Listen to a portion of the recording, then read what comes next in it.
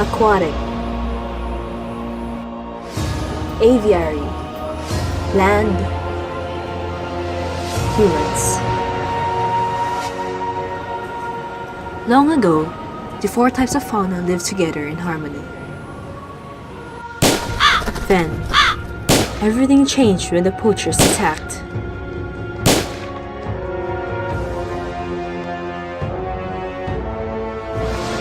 Only wildlife conservationists, masters of conserving all four types of fauna, could stop them.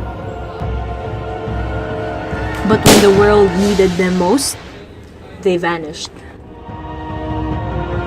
100 years passed, my friends and I discovered a wildlife conservation website named The Animal Wall.